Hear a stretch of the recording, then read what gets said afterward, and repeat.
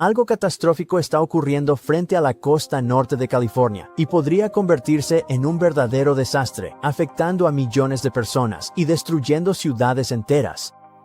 Los científicos acaban de encontrar fallas ocultas allí, grietas en la tierra que nadie había visto completamente antes, y esto significa que la región probablemente sea más inestable de lo que pensábamos. El área se llama la Triple Unión de Mendocino. Se encuentra mar adentro, donde enormes placas tectónicas se encuentran y chocan entre sí. Durante mucho tiempo, los expertos creyeron que solo 3 placas tectónicas chocaban allí. Eso por sí solo la convertía en una de las zonas sísmicas más activas de los Estados Unidos. Una ruptura masiva en la Triple Unión de Mendocino no cambiaría el clima ni destruiría el planeta, pero el daño regional podría ser catastrófico. Un terremoto masivo podría provocar tsunamis, incendios, deslizamientos e inundaciones. Habría un colapso generalizado de la infraestructura en toda la costa oeste. Peor aún, el impacto podría no limitarse a nivel local. Los puertos, las rutas de navegación, los sistemas energéticos, los cables de internet y las cadenas de suministro sufrirían graves daños. Afectaría a economías mucho más allá de los Estados Unidos. Y ahora resulta que no hay 3 placas en esa región. Hay 5. 2 de ellas estaban ocultas. Se mueven profundamente debajo, fuera de la vista, pero aún así añaden presión, y una presión como esa se acumula, se extiende y se bloquea en la corteza. Además, este lugar es donde colisionan varios sistemas de fallas grandes. La falla de San Andrés choca con él. La zona de subducción de Cascadia se conecta cerca. Otra falla atraviesa desde un lado. Y todos estos sistemas interactúan, empujan y tiran al mismo tiempo. Esto crea una zona donde el suelo está bajo tensión constante. Puede que se esté acumulando sin que lo rastreáramos, bloqueándose en fallas ocultas y almacenando energía con el tiempo. Al liberarse, no será un evento lento ni silencioso. En el peor de los casos, podría desencadenar terremotos devastadores, alcanzando potencialmente una magnitud de 8. Ese nivel de sacudida puede causar daños generalizados en ciudades, infraestructura y zonas costeras. Millones de personas viven a lo largo de esta parte de la costa de California. Carreteras, puentes, líneas eléctricas y comunidades enteras están ubicadas sobre este sistema. Y ahora sabemos que esta región podría ser más inestable de lo que nadie imaginaba y el riesgo real podría ser mayor de lo esperado. Resulta que antes solo estábamos viendo la superficie.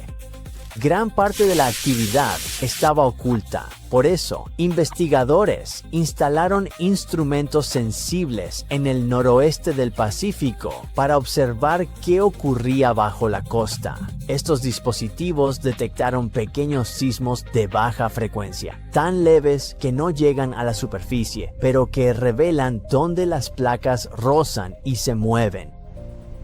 Esas señales débiles revelan que partes de la corteza terrestre se estaban rompiendo y hundiendo de formas que nadie había mapeado antes. Un trozo de la placa norteamericana se ha desprendido realmente. Ahora está siendo arrastrado hacia abajo junto con otra placa llamada la placa de Gorda, justo en el borde de la zona de subducción de Cascadia. También había otro fragmento enterrado, un resto de una placa antigua que se encontraba a lo largo de la costa de California hace millones de años. La mayor parte de esa placa antigua ya no existe, pero este trozo no desapareció. Todavía está ahí y está siendo arrastrado bajo el continente y está sucediendo de una manera más enredada de lo que nadie esperaba. La profundidad de esto es distinta a lo que pensaban los científicos. Estas placas están más cerca de la superficie, lo que explica un misterio. El terremoto de magnitud 7.2 que golpeó el condado de Humboldt en 1992 comenzó a poca profundidad, haciendo que la sacudida fuera más fuerte en la superficie. Ahora tiene sentido. La fuente simplemente no era tan profunda como se esperaba, porque todo el sistema se encuentra más arriba. Y una cosa más cambió. Los científicos creían que las principales líneas de falla tenían un borde definido donde una placa se desliza bajo otra, pero en realidad es un sistema más disperso y difícil de rastrear. Parece un conjunto enredado de piezas rotas, moviéndose, empujando y deslizándose bajo tierra simultáneamente. Para confirmar que no fuera un error, los investigadores usaron modelos basados en las mareas oceánicas. Todos los días, las mareas empujan y tiran de la corteza terrestre, añadiendo pequeñas cantidades de tensión a la roca que hay debajo. Así que podemos rastrear cómo responde el suelo a esa tensión y entender lo que está sucediendo bajo tierra. Bueno, los resultados fueron los mismos. Es evidente que los modelos sísmicos para esta zona debían cambiar. El riesgo podría ser mayor de lo que pensábamos. El límite está desplazado. Toda el área está más cerca de la superficie de lo que pensábamos anteriormente. Además, hay dos zonas de peligro en esta región, la falla de San Andrés y la zona de subducción de Cascadia. Ambas pueden producir terremotos muy grandes y destructivos. La falla de San Andrés es uno de los lugares más peligrosos de la Tierra. Se extiende por aproximadamente 750 millas. Aquí es donde dos enormes piezas de la Tierra, la placa del Pacífico y la placa de América del Norte, se deslizan una contra otra. De vez en cuando, se rompen repentinamente y es entonces cuando ocurren los terremotos. Aunque las placas se mueven solo alrededor de 1 pulgada al año, ese movimiento lento se suma y la tensión se acumula profundamente bajo tierra. En el norte, la falla desaparece en el océano.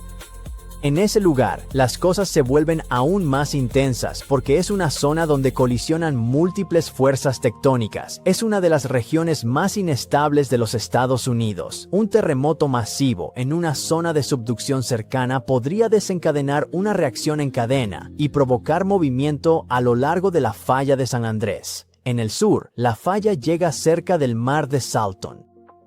Allí, el suelo comienza a separarse. La corteza se está estirando, adelgazando y rompiendo lentamente. Con el tiempo, puede crear una nueva cuenca oceánica. En este momento, los sedimentos del río Colorado están llenando ese hueco y conteniendo el agua de mar, pero el suelo se está desplazando por debajo. La falla fue identificada por primera vez a finales del siglo XIX, pero su poder se hizo evidente después del terremoto de San Francisco de 1906. Cuando los científicos hicieron el mapa del área devastada, vieron una línea larga, casi perfecta. Esa línea era la falla, un sistema masivo capaz de mover secciones enteras de tierra. Hoy en día, los científicos todavía están tratando de entender cómo se comporta. Incluso han perforado directamente en la falla para estudiarla desde el interior. Esto es importante porque se mueve, se bloquea y acumula tensión constantemente, y nadie puede decir exactamente cuándo ocurrirá la próxima gran ruptura. En cuanto a la zona de subducción de Cascadia, es igual de peligrosa.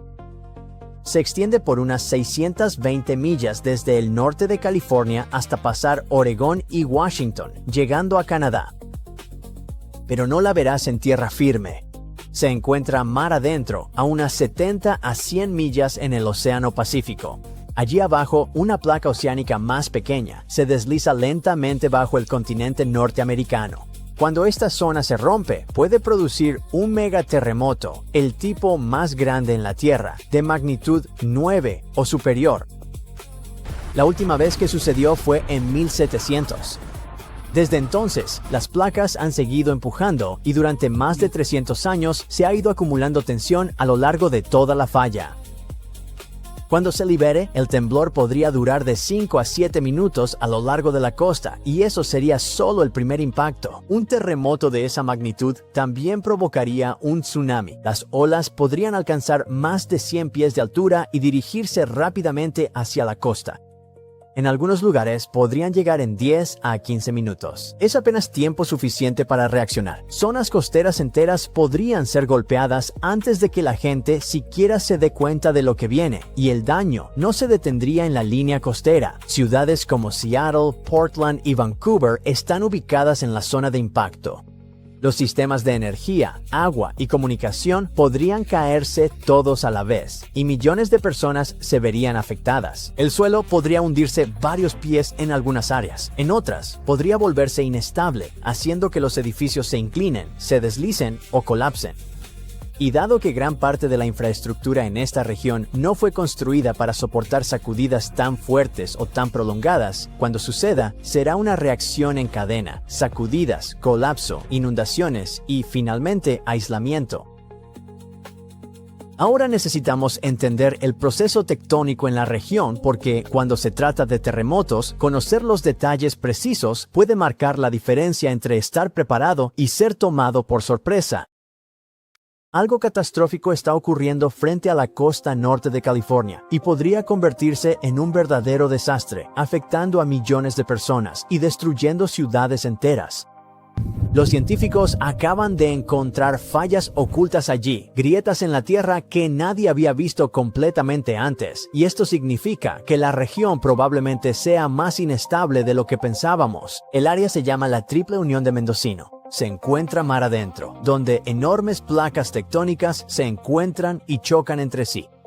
Durante mucho tiempo, los expertos creyeron que solo 3 placas tectónicas chocaban allí. Eso por sí solo la convertía en una de las zonas sísmicas más activas de los Estados Unidos. Una ruptura masiva en la Triple Unión de Mendocino no cambiaría el clima ni destruiría el planeta, pero el daño regional podría ser catastrófico. Un terremoto masivo podría provocar tsunamis, incendios, deslizamientos e inundaciones.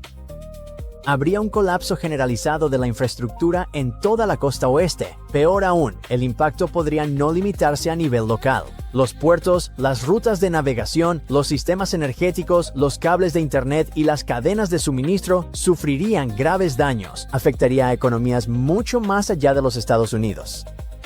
Y ahora resulta que no hay 3 placas en esa región. Hay 5. 2 de ellas estaban ocultas. Se mueven profundamente debajo, fuera de la vista, pero aún así añaden presión, y una presión como esa se acumula, se extiende y se bloquea en la corteza. Además, este lugar es donde colisionan varios sistemas de fallas grandes. La falla de San Andrés choca con él. La zona de subducción de Cascadia se conecta cerca. Otra falla atraviesa desde un lado. Y todos estos sistemas interactúan, empujan y tiran al mismo tiempo. Esto crea una zona donde el suelo está bajo tensión constante. Puede que se esté acumulando sin que lo rastreáramos, bloqueándose en fallas ocultas y almacenando energía con el tiempo. Al liberarse, no será un evento lento ni silencioso. En el peor de los casos, podría desencadenar terremotos devastadores, alcanzando potencialmente una magnitud de 8. Ese nivel de sacudida puede causar daños generalizados en ciudades, infraestructura y zonas costeras.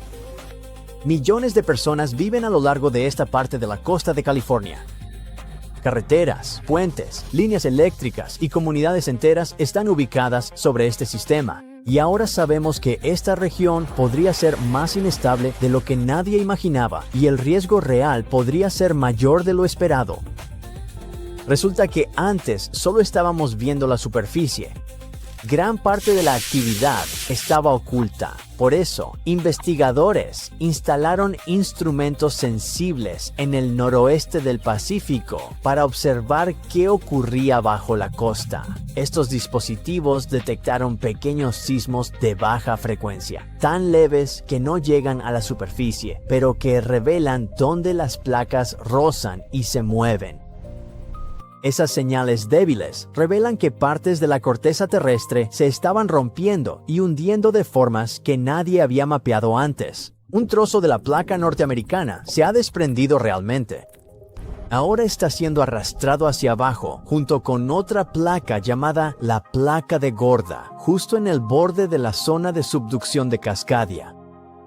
También había otro fragmento enterrado, un resto de una placa antigua que se encontraba a lo largo de la costa de California hace millones de años. La mayor parte de esa placa antigua ya no existe, pero este trozo no desapareció. Todavía está ahí y está siendo arrastrado bajo el continente y está sucediendo de una manera más enredada de lo que nadie esperaba. La profundidad de esto es distinta a lo que pensaban los científicos. Estas placas están más cerca de la superficie, lo que explica un misterio. El terremoto de magnitud 7.2 que golpeó el condado de Humboldt en 1992 comenzó a poca profundidad, haciendo que la sacudida fuera más fuerte en la superficie. Ahora tiene sentido. La fuente simplemente no era tan profunda como se esperaba, porque todo el sistema se encuentra más arriba. Y una cosa más cambió. Los científicos creían que las principales líneas de falla tenían un borde definido donde una placa se desliza bajo otra, pero en realidad es un sistema más disperso y difícil de rastrear. Parece un conjunto enredado de piezas rotas, moviéndose, empujando y deslizándose bajo tierra simultáneamente. Para confirmar que no fuera un error, los investigadores usaron modelos basados en las mareas oceánicas.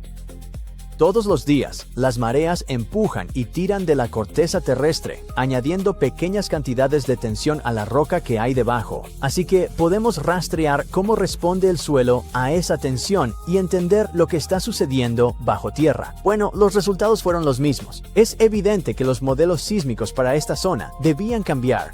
El riesgo podría ser mayor de lo que pensábamos. El límite está desplazado.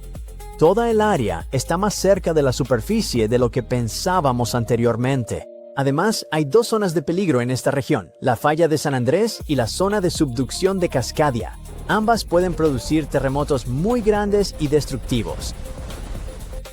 La falla de San Andrés es uno de los lugares más peligrosos de la Tierra. Se extiende por aproximadamente 750 millas. Aquí es donde dos enormes piezas de la Tierra, la placa del Pacífico y la placa de América del Norte, se deslizan una contra otra.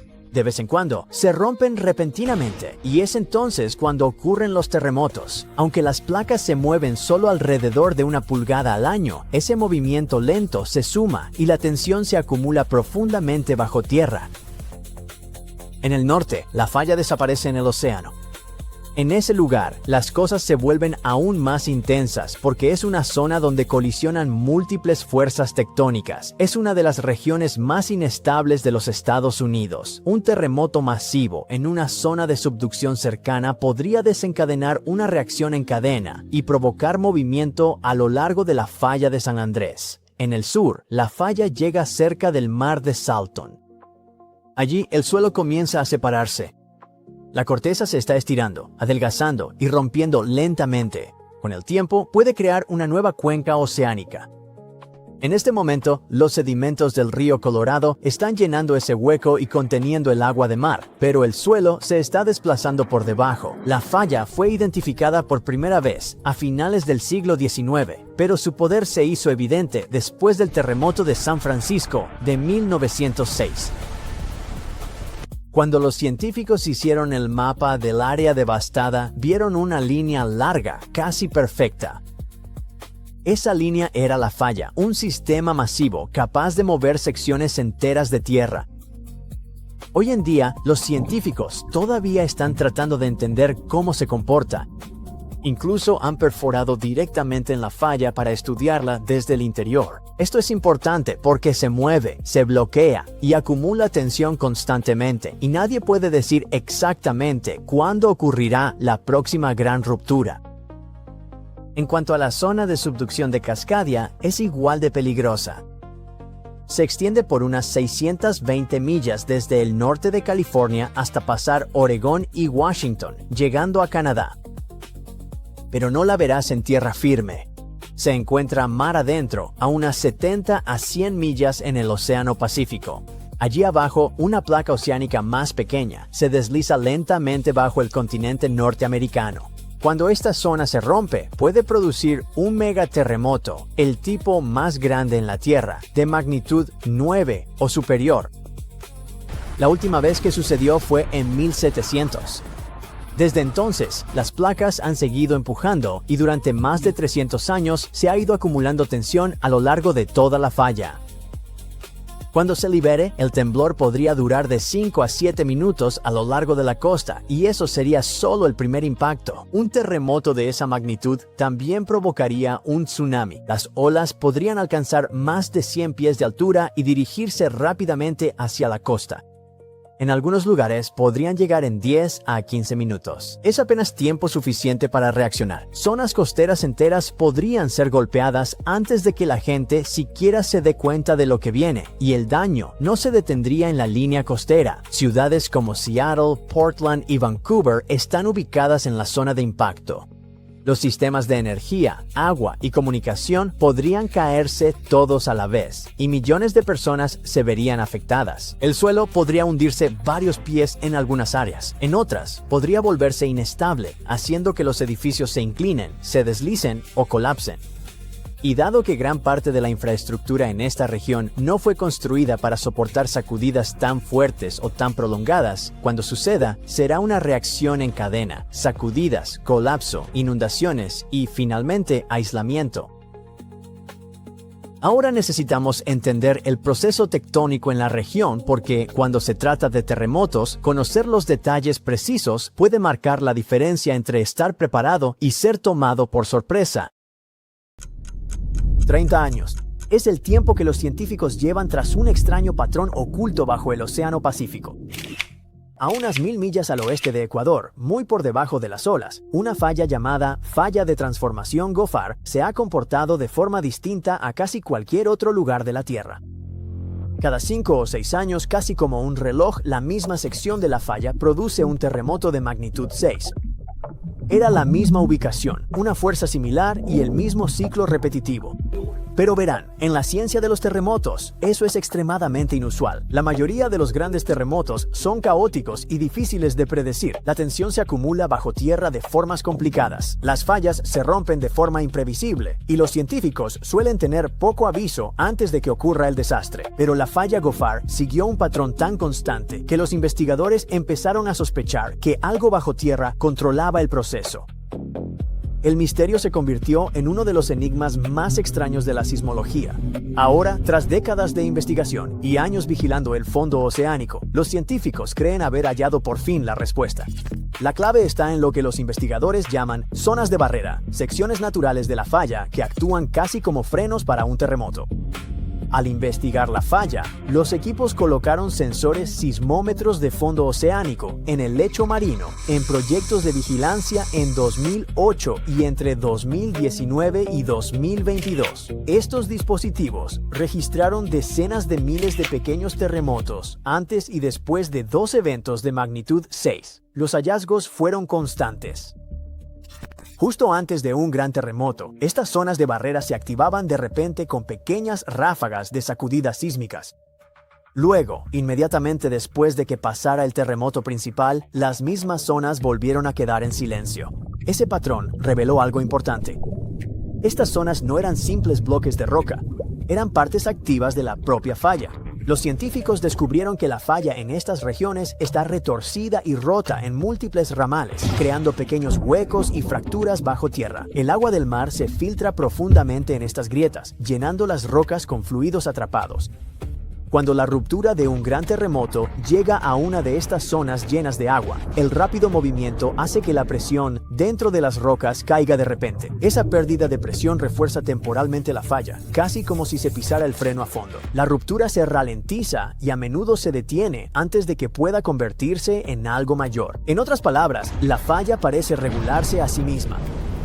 Este descubrimiento podría ayudar a explicar otro misterio de larga data: ¿por qué muchos terremotos submarinos nunca llegan a ser tan masivos como los científicos esperan? Las fallas de transformación como Goffard existen en los océanos de todo el mundo, donde las placas tectónicas rozan lateralmente unas con otras. Los investigadores sospechan ahora que zonas de barrera ocultas similares podrían estar limitando los terremotos en muchas otras regiones bajo el mar. La falla de Goffard está lejos de las grandes ciudades y no representa una amenaza directa grave, pero el mecanismo descubierto allí podría cambiar cómo se estudia el comportamiento sísmico a nivel mundial.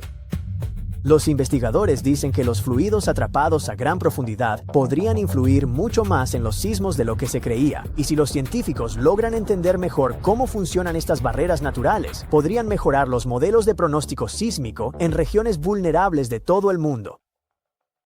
En 2015, un volcán hizo erupción y el fondo marino se hundió unos 2,5 metros, como un elevador que se rinde a medio camino. Para entonces, los científicos ya habían puesto cables y sensores por todos lados. La idea era simple. Como hacía erupción con frecuencia, querían predecir el siguiente desastre, y más o menos lo lograron. Marcaron el 2025 en rojo y esperaron, pero no pasó nada. Sin embargo, el suelo sigue inflándose y temblando casi a diario, y ahora todos están preocupados. Veamos por qué. El monte submarino axial es un volcán a unos 500 kilómetros de la costa de Oregón, pero para encontrarlo de verdad, tendrías que sumergirte casi 1,5 kilómetros. Ahí también encontrarás algo inesperado, cables amarillos, kilómetros de ellos. Este es uno de los volcanes más vigilados del planeta. A través de un proyecto enorme llamado la Iniciativa de Observatorios Oceánicos, UOOI, los científicos cubrieron la montaña submarina con casi 900 kilómetros de cable de fibra óptica. Aunque se llama observatorio, solo lo es de nombre. Funciona más como un experimento científico que como un observatorio real. No hay un domo genial donde la gente viva e investigue bajo el agua. Estos cables alimentan una red enorme de sensores, cuentan terremotos, rastrean cómo el suelo sube por fracciones de centímetro y escuchan el rugido del magma. Estos sensores son tan sensibles que pueden sentir la luna. Cuando sube la marea, el agua extra presiona el volcán y provoca pequeños terremotos. Para instalar todo esto, tuvieron que usar robots a control remoto que bajan y conectan físicamente los sensores a la red. Conectar una tele a una extensión en un cuarto oscuro ya es difícil.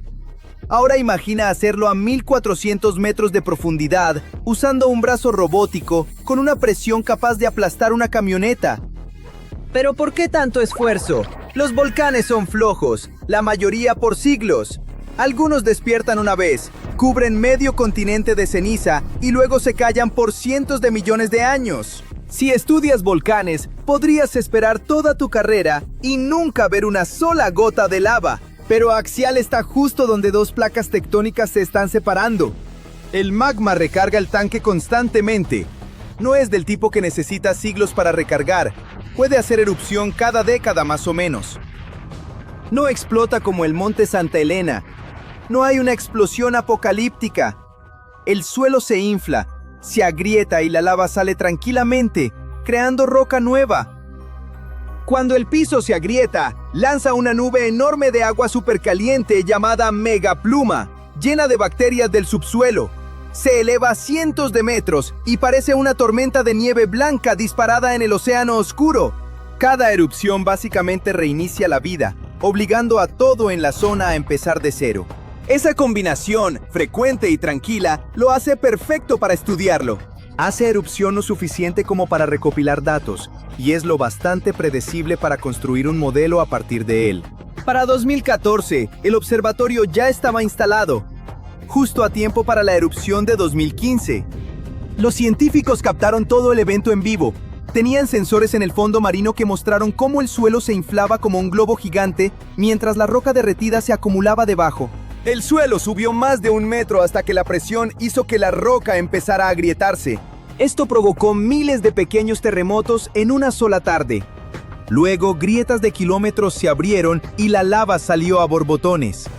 Conforme el magma escapaba, el suelo perdió su soporte y eventualmente el fondo marino dentro del cráter colapsó. El objetivo de capturarlo de 2015 era establecer una línea base. Así se ve él justo antes de una erupción. Cuando el piso del cráter empezó a subir de nuevo y los sismos aumentaron, los científicos pensaron que Axial iba hacia otra erupción en 2025. Y luego, nada. Nada de nada. Las señales llegaron a la misma zona que funcionó la vez pasada, pero no hubo erupción. Es como inflar una llanta hasta que debería reventar, y no revienta. Entonces, ¿qué salió mal para los investigadores que esperaban una explosión tranquila? Lo más probable es que el volcán se estancó. En 2015, el suelo subió rápido, pero la naturaleza probablemente cambió el ritmo. El magma sigue llenando la cámara, pero entra más lento que hace 10 años. También es posible que la roca sea más fuerte ahora, que resista mejor las grietas, obligando al volcán a inflarse aún más. También hay una tercera opción. Pequeñas fracturas silenciosas podrían estar dejando escapar justo la presión necesaria para retrasar el evento principal, manteniendo al volcán en una especie de animación suspendida. Listo para estallar, pero sin la chispa. Y aún con todos los datos, sigue siendo difícil distinguir entre casi listo y a punto de reventar. Por eso el pronóstico pasó de 2025 a mediados o finales de 2026. El volcán seguía activo, pero la acumulación se frenó, retrasando el punto de quiebre como un año. ¿Pero por qué esto pone nerviosos a los científicos? Cuando escuchas sobre erupciones, es fácil imaginar un tsunami directo a la costa. Pues no. Puedes dejar tu tabla de surf en la cochera. Esto es un evento en aguas profundas. El agua absorbe casi toda la energía. La superficie se agita un poco, pero nadie en la playa va a tirar su bebida. Los que están sudando son los que pagaron por los robots. El problema es que el laboratorio está adentro del tubo de ensayo. Recuerda, el volcán está sobrecargado. Ya se infló más allá del punto donde normalmente haría erupción. Si espera hasta finales de 2026 para soltar todo, podría acumular mucho más magma que en 2015. Una erupción más grande significa datos nuevos e increíbles, pero también un volumen de lava mucho mayor. Esos costosos cables amarillos y sensores delicados están justo en la zona de impacto. Si la lava sigue el camino viejo, el equipo se salva, pero una liberación con sobrepresión podría abrir grietas nuevas en el fondo marino. Si eso pasa, los investigadores podrían perder millones de dólares en equipo en segundos. Los científicos podrían estar viendo la transmisión en vivo, ver un muro de vidrio derretido y luego estática. Pero la verdadera preocupación no es el dinero. Se supone que Axial es el estándar de oro. Es el tramo más moderno del fondo oceánico en todo el planeta. Se suponía que este era el fácil. Si nuestro modelo de predicción falla aquí, es mala señal. Tenemos todos los sensores imaginables y aún así no entendemos los volcanes submarinos tan bien como creíamos. Si no podemos predecir al volcán amigable cuando está lleno de sensores, ¿qué oportunidad tenemos con los peligrosos? Las fumarolas del volcán expulsan agua que puede alcanzar unos 340 grados Celsius. En la superficie, eso se convertiría en vapor al instante. Aquí abajo la presión es tan intensa que el agua no puede hervir, pero está tan caliente que disuelve minerales. Además es ruidoso. Si pudieras escucharlo, sonaría como un motor de avión en la pista. Además, el área está tapizada de gusanos tubulares. Parecen tubos blancos gigantes de casi 2 metros de alto, con puntas rojo brillante. No tienen sentido biológico. No tienen ojos, ni boca, ni estómago. No comen nada. En cambio, albergan bacterias en su cuerpo que convierten el gas tóxico de azufre del volcán en azúcar. Básicamente funcionan con contaminación. Trepados sobre ellos hay gusanos escamosos. Estas cosas parecen de otro planeta. Están cubiertos de escamas microscópicas que refractan la luz. Así que si les apuntas con una linterna, brillan en azul y rojo. El suelo debajo de ellos también es extraño. Cuando Axial hace erupción, la lava golpea el agua helada del mar y se enfría al instante. Pero no se convierte en piedra gris, se convierte en vidrio negro puro. Obsidiana. Si intentaras caminar sobre ella, sonaría como si pisaras miles de focos. Los expertos actualizaron el calendario para este año. Las cámaras están listas para tomar fotos increíbles y hasta podríamos tener una transmisión en vivo en YouTube viendo cómo se abre el suelo bajo el océano. Solo esperemos que no sea la última transmisión. Es muy difícil transmitir la siguiente si tu cámara de varios millones de dólares termina devorada por un río de vidrio derretido. Eso digo. El Kilauea, uno de los volcanes más activos del mundo, volvió a hacer erupción en marzo de 2026 en la Isla Grande de Hawái. Grandes fuentes de lava salieron disparadas al cielo, cerraron la carretera principal y el aeropuerto quedó bloqueado por nubes de ceniza áspera. El cielo se volvió rojo oscuro e inquietante. Así de denso era el humo. La erupción aisló partes de la isla. Ya era la segunda vez en el año. La erupción ocurrió justo dentro del cráter Alemaumau, en la cima del volcán. Todo se volvió peligroso muy rápido y los visitantes tuvieron que evacuar la cumbre. La fuente de lava subió unos 1,300 pies, casi la altura del Empire State o incluso más que la Torre Eiffel. Pero veamos la erupción paso a paso. Empezó el 10 de marzo de 2026 y duró unas 9 horas. Terminó de golpe a las 6:21 de la tarde. La erupción arrancó por la mañana, a las 9:17, con lava saliendo por la boca norte. La boca sur empezó a erupcionar poco antes de las 10. Para primeras horas de la tarde, las fuentes de lava ya eran enormes. La boca sur alcanzó 1.150 pies y la norte 1.000. La lava avanzaba sobre casi un tercio del piso del cráter y brillaba en naranja y rojo intenso. Cuando la lava se enfrió en el aire, se convirtió en algo llamado tefra, una mezcla de roca volcánica, ceniza y diminutos fragmentos vítreos. La tefra puede rasparte la piel como lija, irritarte los ojos y hacerte más difícil respirar. Peor aún, puede volver las carreteras una pista de patinaje para los autos. Por todo esto, cerraron parte de la carretera 11 entre las millas 24 y 40. En enero, otra erupción también hizo caer tefra sobre el parque y los pueblos cercanos. Algunos visitantes recibieron tefra encima y unos cuantos terminaron con cortadas. El servicio de parques tuvo que cerrar la cumbre por primera vez desde que este ciclo eruptivo empezó el 23 de diciembre de 2024. El Servicio Meteorológico Nacional dijo que la columna llegó a 25.000 pies. Eso es casi 5 millas hacia arriba, más alto de lo que vuelan muchos aviones. El viento soplaba desde el sur, así que la ceniza y el gas se movieron al norte desde Halemaumau. Las autoridades advirtieron a la gente cercana que se quedara bajo techo o que saliera si los gases empezaban a molestar. Y esta no fue la primera vez que el Kilauea causó problemas este año. Otra erupción empezó el 15 de febrero y duró casi 10 horas. En esa ocasión, la lava cubrió la mitad del piso del cráter. Los científicos calculan que salieron 15 millones de yardas cúbicas de lava. Alcanza para llenar miles de albercas o cubrir cientos de canchas de fútbol. A las 2 de la tarde del 10 de marzo seguía cayendo tefra. Los guardabosques ayudaron a evacuar a los visitantes de la cumbre. Todos los senderos y miradores cercanos quedaron cerrados. Los científicos vigilan día y noche qué tan alto sale la lava, qué tan rápido corre, hacia dónde va la nube de ceniza y dónde cae el material. Aunque la lava casi siempre se queda dentro del cráter, la tefra y los gases volcánicos vuelven bastante riesgoso vivir cerca de un volcán. Desde el 24 de diciembre de 2024, el Kilauea ha estado lanzando lava a ratos, sobre todo desde dos bocas en el cráter de la cumbre, una al norte y otra al sur. Las erupciones llegan en ráfagas cortas, por lo general de menos de medio día. Después el volcán se toma un descanso. ¿Podríamos decir que se está relajando? No podemos. A veces esas pausas duran 2 semanas o más, como si la lava tomara aire antes del siguiente espectáculo. Pero hablemos un poco más de la tefra. El mayor problema es que no se queda cerca del volcán.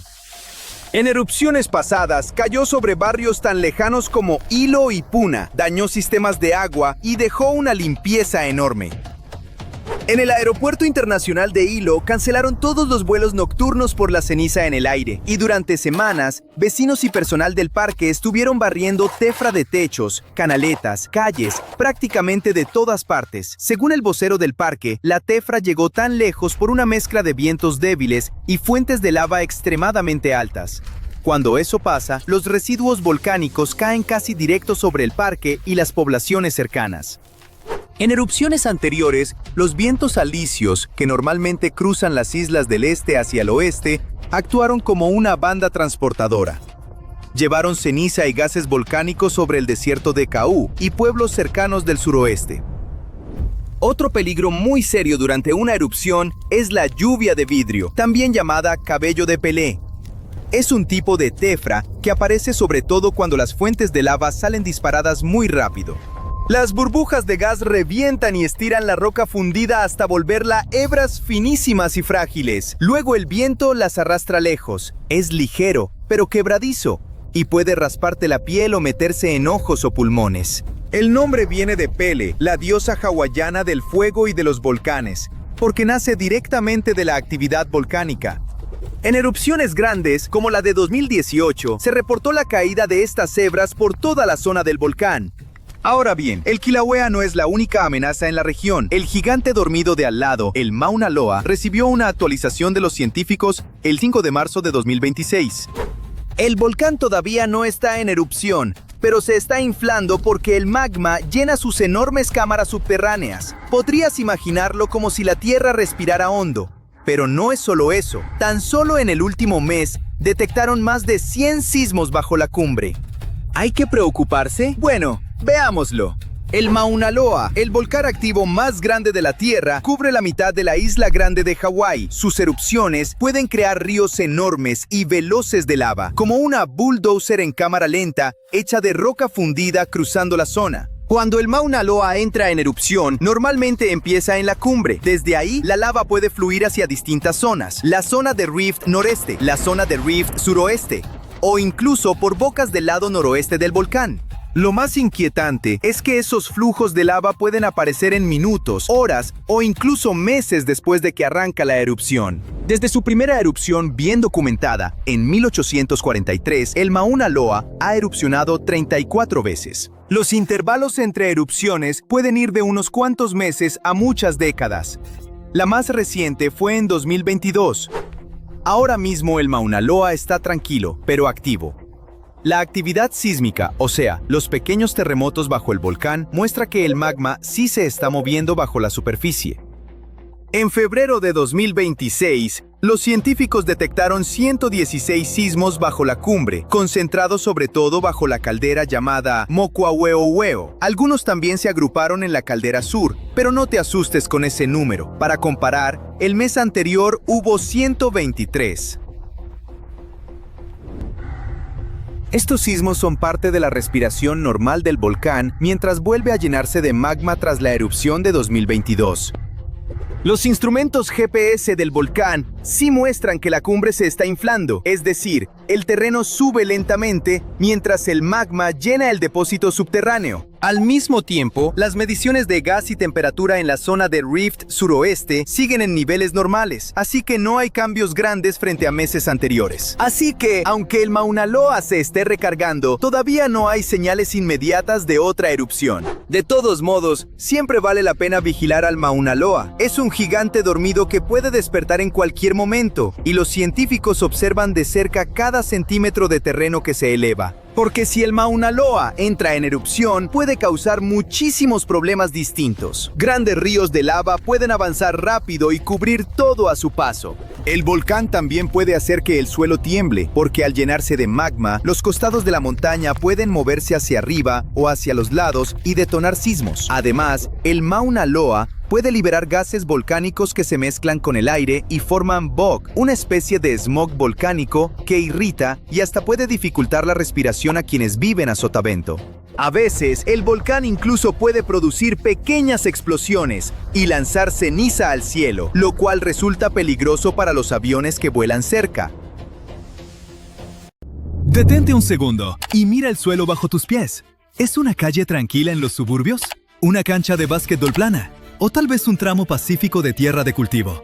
Probablemente te sientes seguro porque no hay una montaña gigante echando humo en el horizonte, pero esa seguridad es una ilusión.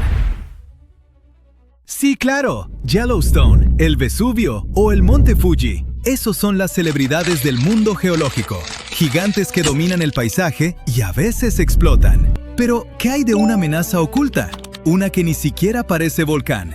Es invisible, es silenciosa. Y miles de estas trampas están esparcidas por todo el planeta, acechando justo bajo los cimientos de nuestras ciudades más grandes. Los científicos las llaman campos volcánicos monogenéticos. Para el ojo inexperto, no parecen volcanes en absoluto. Se disfrazan de colinas inocentes, llanuras planas o simplemente lagos bonitos. Durante décadas, fueron prácticamente ignorados por su pequeño tamaño. Pero nuevos datos sugieren que estos sistemas ocultos son mucho más peligrosos de lo que se pensaba. Y a diferencia de los grandes gigantes que dan semanas de temblores de advertencia, estos volcanes invisibles se especializan en ataques sorpresa. Agárrense bien. Para entender el peligro, tenemos que ver la tubería. Un volcán estándar funciona como una chimenea simple. Hay una cámara magmática central y un conducto principal que lleva a la superficie. Erupción tras erupción, la lava sale por la misma abertura, construyendo un cono enorme durante miles de años. Los campos monogenéticos rompen todas estas reglas. No construyen montañas, no reutilizan el mismo conducto. En vez de una chimenea, imagina un parabrisas estrellado. El magma en las profundidades busca cualquier debilidad en la corteza a lo largo de un área enorme. Empuja hacia arriba, rompe la superficie, hace erupción una sola vez, generalmente de forma violenta, y luego se calma para siempre. La siguiente vez que el magma suba, no va a usar esa vieja abertura. Va a encontrar una nueva grieta a 8 kilómetros de distancia, o 16. Esto significa que no puedes simplemente monitorear una montaña específica. Toda la región es zona de peligro. Y como cada volcán es un evento de una sola vez, el paisaje engaña. Podrías pasar en coche por el sitio de una violenta explosión antigua todos los días camino al trabajo, y solo ver una loma con pasto. Lo aterrador es la velocidad. En estos campos, el magma puede dispararse desde casi 50 kilómetros de profundidad hasta la superficie, en menos de 24 horas. Se mueve a una velocidad de hasta 6,5 kilómetros por hora. Suena lento para un coche, pero para rocas derretidas, eso es la velocidad de un elevador. Esto no es solo un problema teórico para desiertos vacíos. Mira Auckland, en Nueva Zelanda. Es una ciudad moderna impresionante, con hermosos puertos y más de 1 millón de habitantes. Pero Auckland está construida directamente sobre un campo minado geológico. Suena algo loco, ¿no? Bajo estadios de rugby, parques y cruceros concurridos se encuentra el campo volcánico de Auckland. Esas pintorescas colinas verdes esparcidas por la ciudad no son solo paisaje, son los restos de más de 53 erupciones volcánicas separadas. La isla Rangitoto, que está justo frente a la costa, emergió del océano hace apenas 600 años. En tiempo geológico, eso fue hace 5 minutos. Durante años, este campo se consideró dormido, pero recientemente, los científicos han empezado a notar cambios sutiles. La realidad aterradora de un campo como este no es que un volcán que ya conocemos vuelva a hacer erupción. Es que uno nuevo puede aparecer y pasar de cero a desastre en un abrir y cerrar de ojos. Una burbuja de magma podría subir silenciosamente bajo una fábrica, un entronque de autopista o una colonia residencial. No hay zona segura designada, porque la amenaza está repartida por todo el mapa de la ciudad. La historia nos da un ejemplo brutal de qué tan rápido sucede esto. En 1943, un campesino llamado Dionisio Pulido estaba arando su milpa en México, en las afueras de la Ciudad de México. Era un martes normal. De repente, la tierra se abrió justo frente a él. Salió humo, con olor a huevo podrido. En 24 horas, esa pequeña grieta en un campo plano se había transformado en un volcán furioso de casi 50 metros de altura. En una semana ya medía más de 150 metros. Así nació el Paricutín. Sepultó 2 pueblos enteros, dejando solo el campanario de piedra de una iglesia asomándose entre la lava endurecida. Un monumento escalofriante que sigue en pie hoy. Esta pesadilla geológica empezó en una simple milpa, y no fue un caso aislado. Mira el campo de Jarrat Rajat, en Arabia Saudita. En 1256, una fisura masiva se abrió cerca de la ciudad de Medina. Escupió lava durante 52 días, creando un río de fuego de más de 22 kilómetros de largo. Hoy, ese mismo campo volcánico sigue ahí, y la Medina moderna se ha expandido justo encima de los antiguos flujos de lava. Ahora, aplica esa misma historia a un suburbio de Los Ángeles, un distrito de Tokio o un barrio en Europa. En cuestión de días, una ciudad entera puede quedar sepultada bajo ceniza. El riesgo es global. Desde más de 1,800 bocas volcánicas en el suroeste de Estados Unidos hasta la inquieta región del Eifel en Alemania y campos similares en China. Los expertos advierten que el verdadero riesgo aquí no es el tamaño, sino la frecuencia y la ubicación. Estos volcanes tienden a ser explosivos. Cuando el magma sube rápidamente y toca agua subterránea, algo común bajo ciudades y tierras fértiles de cultivo, se convierte en vapor instantáneamente. Esto genera una explosión freatomagmática. En vez de un río lento de lava del que la gente puede alejarse caminando, el suelo actúa como un disparo de escopeta. Lanza una columna enorme de ceniza y roca hacia la atmósfera. En nuestro mundo moderno, esto es la receta perfecta para el caos. Dependemos de sistemas delicados, viajes aéreos, señales de GPS, cadenas de suministro justo a tiempo. No necesitas un supervolcán para colapsar la economía global. Una pequeña erupción cerca de un centro logístico importante es suficiente. ¿Recuerdan la erupción de 2010 en Islandia? Esa ni siquiera fue una gran explosión según estándares históricos. Aún así, la nube de ceniza dejó en tierra más de 100,000 vuelos y 10 millones de pasajeros quedaron varados. La ceniza volcánica se derrite dentro de los motores de avión, mientras que el polvo tóxico envenena cultivos y contamina reservas de agua con metales pesados. Crea un efecto dominó. Una pequeña erupción en el lugar equivocado desencadena un fallo en cascada de la infraestructura global. Y lo más alarmante es que las señales ya están ahí. Estudios geológicos recientes han mostrado un aumento de actividad en estos campos dispersos. No siempre son terremotos violentos. A menudo es bradicismo, la respiración lenta y rítmica del suelo. Mencionamos la región del Eifel en Alemania, donde datos de GPS muestran que el terreno está subiendo aproximadamente 1 milímetro por año. Suena diminuto, pero para los geólogos, eso es una señal de alarma seria. Los científicos están detectando ligeras elevaciones en la corteza terrestre y picos extraños en emisiones de dióxido de carbono en lugares que deberían estar tranquilos. El magma se está moviendo. Pero como estos sistemas están tan dispersos, monitorearlos es una pesadilla. Tenemos sensores por todo Yellowstone. Vigilamos el Vesubio las 24 horas. Pero casi nadie está vigilando un pedazo cualquiera de desierto en Arizona o un suelo boscoso en Alemania. Estos volcanes invisibles están poco estudiados. Nos falta la información base para saber si un temblor es solo un camión pasando o el inicio de un evento tipo Paricutín. Esta falta de datos significa que cuando una erupción comience, las autoridades podrían tener prácticamente cero tiempo de aviso. En un volcán poligenético, la montaña se infla durante meses.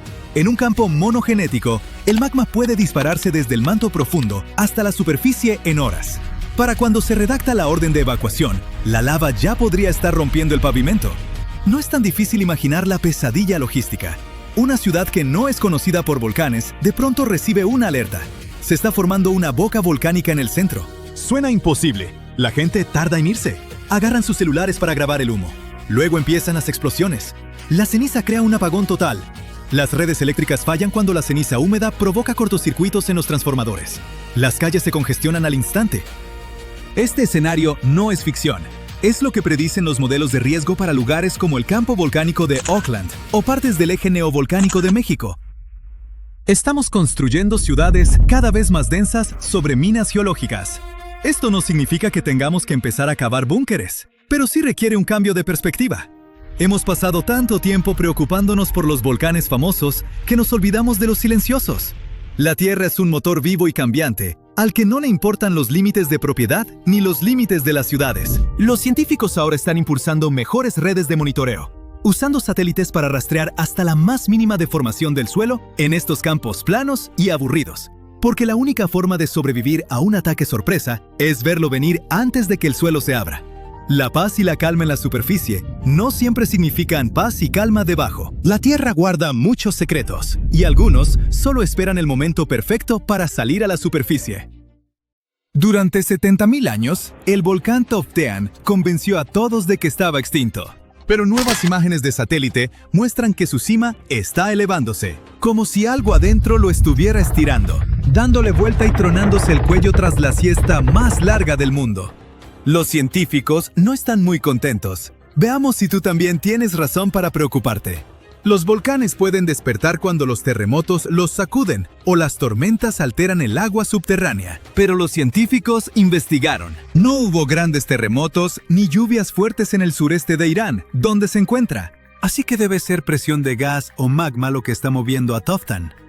Es como una lata de refresco sellada calentándose desde adentro. Antes de escuchar un silbido, la presión se acumula en silencio, esperando una debilidad.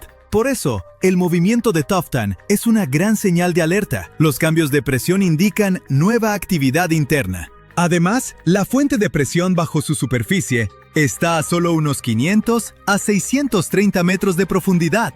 Y eso no es mucho para un volcán. Cuando la fuente de presión está tan cerca de la superficie, puede provocar pequeñas explosiones de vapor o gas, aunque la lava nunca toque la superficie. Este tipo de explosión, llamada freática, ocurre cuando el agua subterránea se calienta tan rápido que explota como una olla de presión gigante. En las películas de Hollywood, las erupciones volcánicas siempre parecen ríos de lava persiguiendo gente por la calle. Pero las explosiones de vapor son diferentes, silenciosas e impredecibles. Un minuto todo está tranquilo, y al siguiente, rocas y vapor supercaliente salen disparados como si la Tierra estornudara con la fuerza de un motor a reacción. Para Toftan, este es exactamente el escenario que temen los científicos. No necesitas lava fluyendo para causar destrucción. Una explosión de vapor puede lanzar rocas del tamaño de carros y disparar nubes de ceniza cientos de metros hacia arriba. Aunque no viva cerca de Irán, Toftan no es solo un problema local. Los volcanes exhalan gases que viajan con el viento, y Toftan produce emisiones cargadas de azufre cuando está activo. El dióxido de azufre no solo huele mal, sino que afecta la calidad del aire, irrita los pulmones y reacciona en la atmósfera formando partículas que oscurecen la luz solar y enfrían las temperaturas. Eso significa que los países vecinos podrían sentir los efectos aunque nunca vean el volcán. Y si una explosión freática lanza ceniza lo suficientemente alto, podría desviarse hacia rutas de vuelo internacionales como confeti volcánico que nadie pidió. Incluso las erupciones pequeñas pueden tener efectos en cadena. ¿Recuerdas cuando un volcán en Islandia, con un nombre que nunca pronunciaré bien, hizo erupción en 2010? Interrumpió todo el tráfico aéreo en el Atlántico. Y en nuestro caso, una modesta columna de ceniza, desviándose hacia los principales corredores aéreos, podría suspender vuelos en todo el Medio Oriente, el sur de Asia y más allá. Las emisiones de gas no respetan fronteras. Se desplazan, se mezclan y se depositan donde el viento las lleve. Bueno, todo esto suena bastante inquietante, pero con todos los sensores modernos, los científicos deberían saber de una erupción con anticipación, ¿no? En realidad no. Como Taftán está en una región muy remota, instalar estaciones de monitoreo ahí es complicado. ¿Costoso?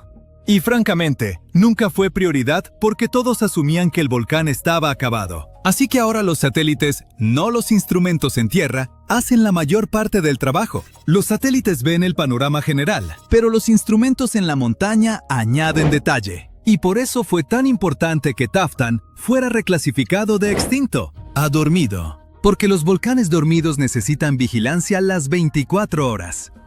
Cuando un volcán se clasifica como extinto, los países no invierten en planes de evacuación, mapas de riesgo o equipo de monitoreo. Cambiar el estatus de Taftán obligó a todos, desde funcionarios locales hasta científicos globales, a admitir que puede causar problemas. Y eso significa prepararse para la caída de ceniza, emisiones de gas, erupciones repentinas y las preguntas a largo plazo. Preguntas como, ¿y si este despertar no es temporal? ¿Y si es el inicio de un nuevo ciclo de actividad?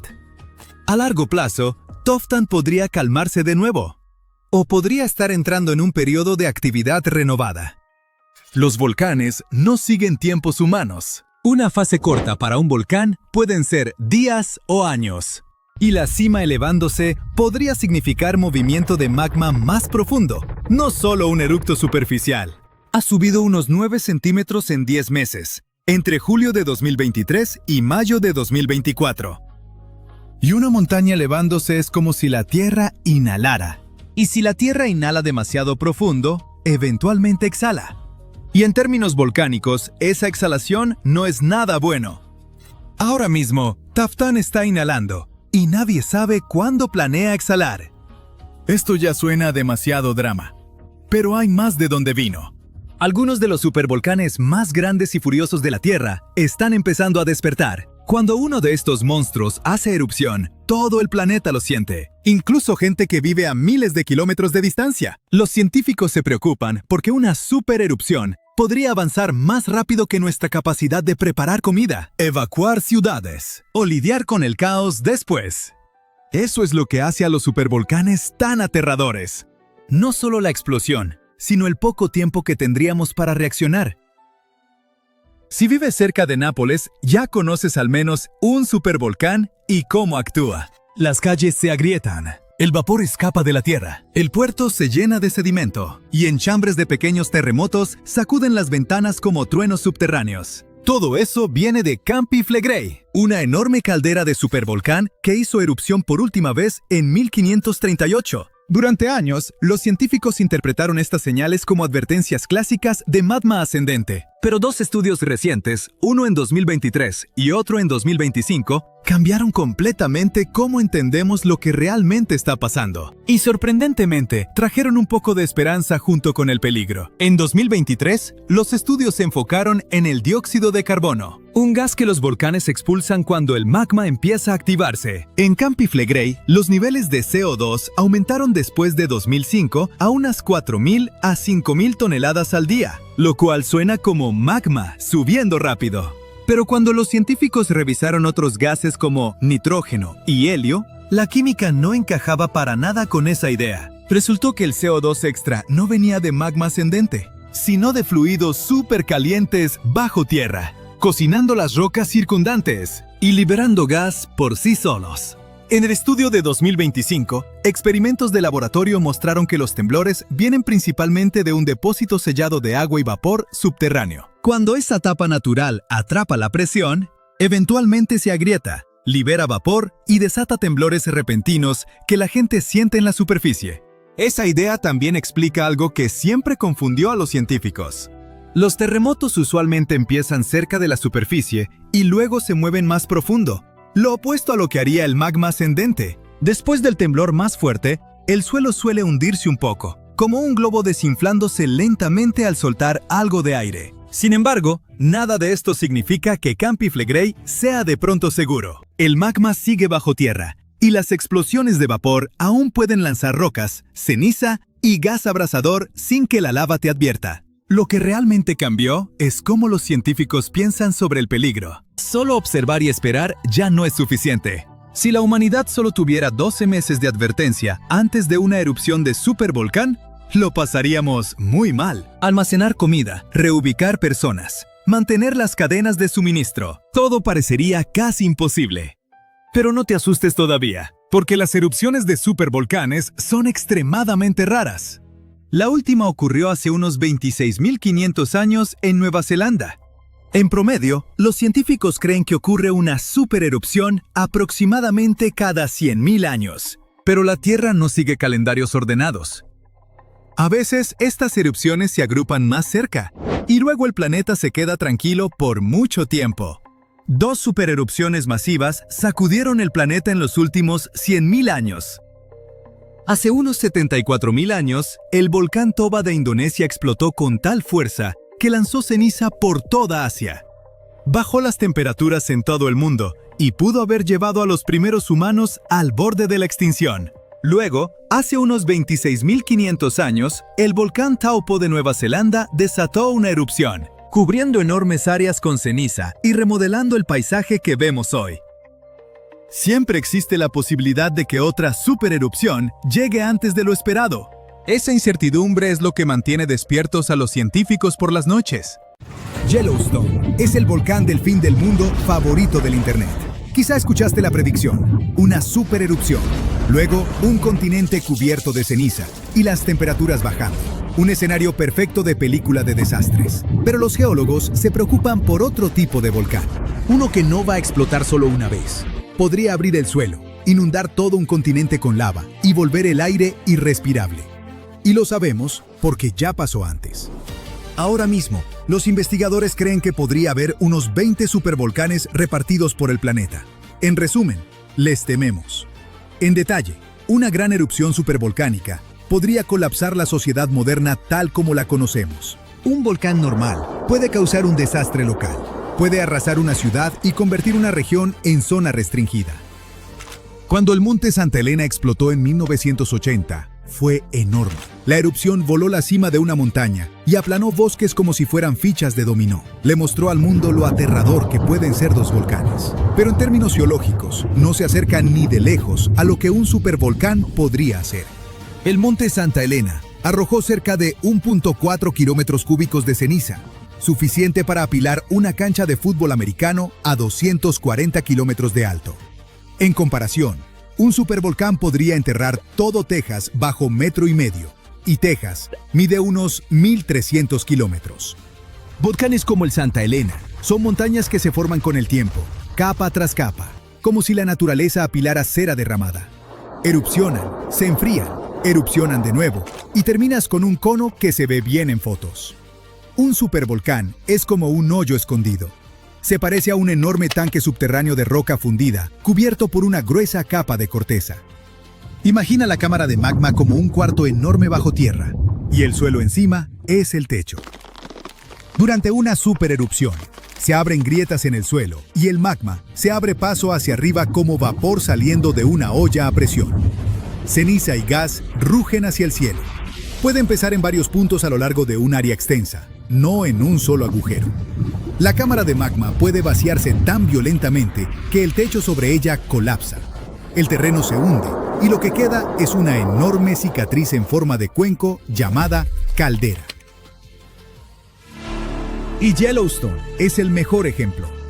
Hace unos 631.000 años, Yellowstone tuvo una erupción masiva y dejó una caldera gigante de unos 48 por 72 kilómetros. Hoy es un parque nacional, pero también es básicamente una huella, como una advertencia. Si Yellowstone volviera a hacer erupción, las primeras nubes supercalientes de ceniza y gas podrían expandirse y quemar todo a su alrededor. Luego, la ceniza se esparciría. Y la ceniza no es como el polvo de la chimenea. Duele al respirarla, arruina motores y puede suspender vuelos y maquinaria. Los volcanes normales afectan sobre todo el área que los rodea con lava. Una supererupción convierte el aire mismo en un peligro real. La ceniza se extiende lejos y traba todo de lo que dependemos. En las alturas, el azufre puede convertirse en una neblina fina que bloquea algo de luz solar. Eso puede enfriar las cosas por un tiempo y afectar las temporadas de cultivo, incluso lejos de la erupción. Y los vientos pueden esparcir ese efecto mucho más allá de Estados Unidos. Sin embargo, los geólogos se preocupan por algo aún peor. Un tipo de erupción que puede seguir en oleadas y cubrir regiones enormes con lava. Se llama Gran Provincia Ígnea. No es un volcán. Es un tramo entero de corteza que empieza a derramar lava por largas grietas, una y otra vez, durante mucho tiempo. En vez de una gran explosión, es como si la Tierra abriera una llave de lava que nunca se cierra. Imagina una grieta en el suelo de cientos de kilómetros de largo.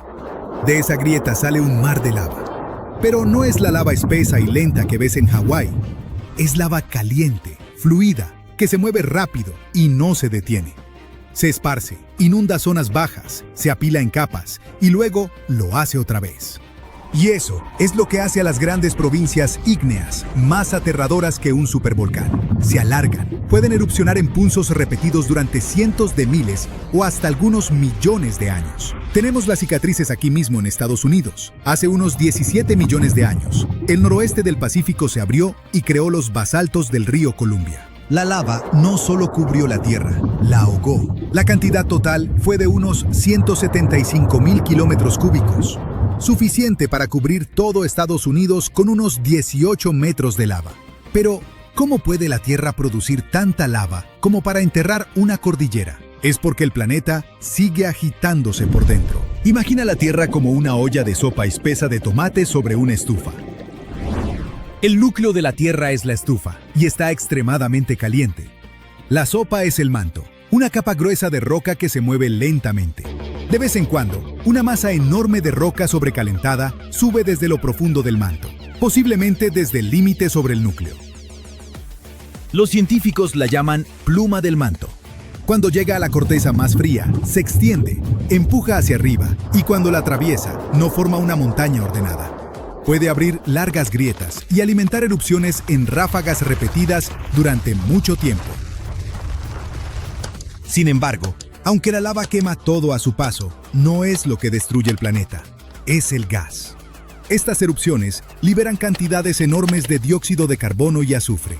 Y podemos suponer las consecuencias, porque ya pasó antes. Y no solo una vez. Hace unos 252 millones de años, una erupción masiva de Gran Provincia Ígnea comenzó en lo que hoy es Siberia.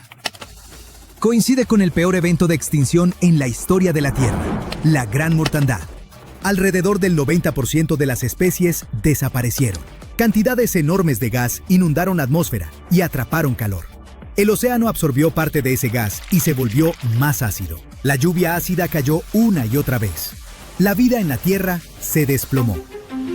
Los científicos creen que en los últimos 500 millones de años ha habido 16 extinciones importantes como esta, y que 15 de ellas coinciden de cerca con las grandes provincias ígneas. Estas formaciones geológicas cambiaron la Tierra tantas veces que los científicos ahora se preguntan: ¿y si Yellowstone y esa enorme inundación de lava en Oregón son en realidad parte del mismo sistema? Mira Idaho desde el espacio y verás una larga franja plana que cruza el estado, llamada la llanura del río Snake. Apunta desde la antigua zona de inundación de lava hacia Yellowstone, como un rastro. Ese camino existe porque la superficie de la Tierra se mueve. La capa exterior está dividida en placas gigantes que se deslizan lentamente. Debajo de Idaho y Yellowstone, una zona caliente profunda sigue alimentando erupciones. Conforme la placa se mueve, la zona de erupción se desplaza con ella, dejando un largo rastro detrás. Por eso las rocas son más antiguas entre más te alejas de Yellowstone. Es la misma fuente de calor, solo un blanco en movimiento. Y si retrocedes el movimiento de las placas lo suficiente, ese rastro apunta más cerca de donde se formaron los basaltos del río Columbia. Por eso algunos geólogos piensan que la inundación de lava del noroeste y Yellowstone podrían ser partes conectadas de un mismo sistema de larga vida. Finalmente, si todo es parte de un gran sistema apocalíptico, ¿es hora de hacer maletas y huir a Marte? ¿Volverá a pasar pronto? Aunque compartan la misma historia, eso no significa que la peor parte vuelva pronto. El capítulo de la inundación de lava ocurrió hace millones de años. Hoy, Yellowstone es simplemente donde ese calor profundo aparece en este momento. Y sí, puede hacer erupción otra vez. Pero la erupción más probable no es una gran explosión apocalíptica, es una explosión de vapor. Cuando el agua supercaliente se convierte en vapor y revienta la roca. También pueden ocurrir flujos de lava y erupciones menores. La pesadilla de formar una caldera es algo muy raro. Si Yellowstone empezara a acumular hacia algo grande, no sería a escondidas. Lo verías venir. Muchos más temblores de lo normal y el suelo levantándose más rápido de lo habitual. Las señales más claras justo antes probablemente aparecerían en 2 días o semanas previas. No podemos detener una erupción a escala planetaria. Solo podemos vigilar las señales de alerta y planear. Pero con suerte, si el planeta decide deshacerse de nosotros, para cuando empiece a mandar advertencias, ya habremos terminado de convertir Marte en nuestro nuevo hogar. Una red de fallas profundas pasa justo debajo de Seattle y puede activarse en cualquier momento, afectando a millones de personas. Las consecuencias podrían ser tan catastróficas como en el pasado, cuando un terremoto devastador levantó el fondo marino, derrumbó las costas y provocó un tsunami masivo. Ocurrió en el invierno del año 923. Un poderoso terremoto golpeó lo que hoy es el área de Seattle. Alcanzó una magnitud de aproximadamente 7.5 y el impacto fue aterrador. El suelo no solo tembló violentamente, se desplazó. Las costas se derrumbaron, partes del fondo marino se elevaron y un tsunami arrasó Puget Sound, inundando las zonas costeras. Este evento se originó en la zona de fallas de Seattle. Es un sistema complejo de fallas que pasa directamente debajo de la Seattle actual y sigue activo hoy en día. Esto lo convierte en una de las amenazas geológicas más peligrosas del noroeste del Pacífico. Ahora, ¿qué amenaza representa?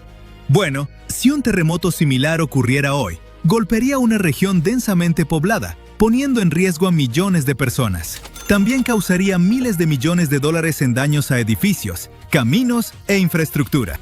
Los científicos comenzaron a estudiar esta falla más de cerca para entender con qué frecuencia produce terremotos importantes.